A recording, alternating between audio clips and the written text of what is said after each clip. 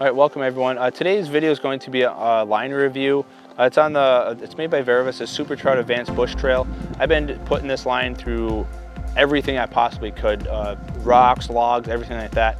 You're gonna see there's gonna be a lot of fishing in this video. I'm not gonna try to talk as much as I usually do. Let the line talk for itself, but just some key things I want to highlight before I get to the fishing part of it. There is in the umbrella of the Super Trout Advanced line, there's like the clear normal mono, and they have Sight Edition, which I did a review on. I'll put that link up above. The Bush Trail is supposed to be like their tougher line to be able to fish against rocks, logs, cover, all that stuff that I usually do in these creeks, if you saw my earlier videos or in my Instagram posts. And then they have the Twitchmaster line, which has a little bit less stretch to it, and that's meant for fishing faster waters, which I will be doing a review on that line in about a month or so. The line's been really smooth, and durable for me. I've been fishing around a lot of rocks, logs, even caught a few pike in a little bit bigger rivers, and it stays pretty good. It's not invincible. I got broke off by pike a couple times, but pike, if you've ever caught them, they'll tear through any line. But it's actually, I've noticed I've been able to save a lot more lures having this more abrasion resistant line. For example, I get a lot of comments about like casting, accuracy, all this. Well, there's a lot that happens off camera, getting stuck in brush that's up on the side of streams or getting hung up behind me, like when I go to cast. And a lot of times your lure can wrap up, and I haven't had any issues. Sometimes the line can get really braided, or what will happen is it'll kind of kink up on itself, and then those kinks are weak points in your line. You can just pull your lure in your line and it pops real easy.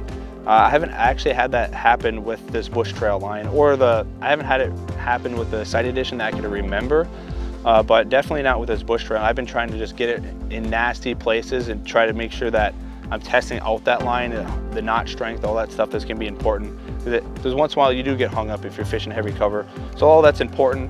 I haven't had any issues with knot strength or breaking lures off. This is 4 pound that I'm using. It's right in the middle. They have 3, 4, 5, and 6 pound line of this. Looking back, I may have done the 3 pound line just because this line is more abrasion resistant, so I can cut down the size of my line a little bit. And the castability line is actually pretty good. Especially for like a line that's supposed to be really tough, because a lot of times your abrasion resistant lines, just in general, they tend to be a little bit more stiff and have a lot of memory. For this line, especially with this 4 gram lure, it's almost like the memory's not there. Like there is a little bit if you just let your line sit there loose. But I mean, that's not bad. I caught a couple fish, but that's not bad. If I was using a fluorocarbon line that's 4 pound, a lot of times that can be really stiff and wiry. So, I mean, to be able to have a monofilament, but that still be really abrasion resistant and sensitive like fluorocarbon, it's kind of like you're getting the best of both worlds. It's been fine. The visibility, for these short casting that I'm usually doing, even in the fall time where I have a lot of orange and brown colors up on the side that kind of match this line a little bit, I can still see the line. And for me, with that short distance casting, I can see the line really well still. And it does disappear more in the water than the Sight Edition.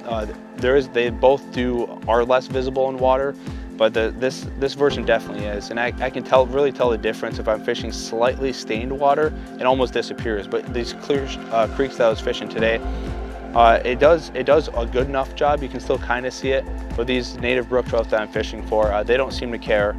And above the line, it's almost like 2 different lines. It's just like, you can see it a little bit in the water, then let's say this is the water line, and then especially if the sun or like the sunset's hitting it, it really lights up.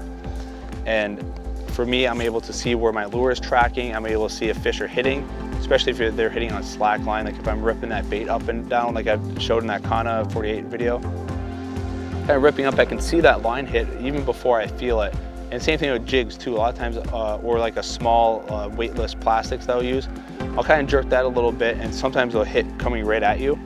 And it's all line detection at that point. You can feel it a little bit, but especially if there's wind and you're standing in current and there's noise, you're not gonna be able to like pay attention to that as much. So it is a lot easier to be able to see your line, pay attention to what's going on. All right, so overall, I highly do recommend the line. It costs about $12 to $14 depending on where you see it.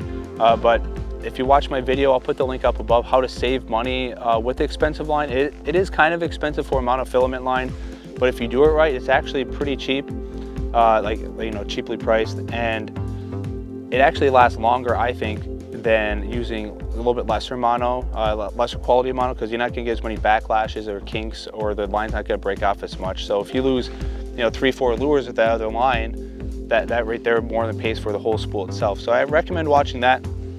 And also comment down below what you're using for line, like your poundage, monoflora, or braid, and why you do that.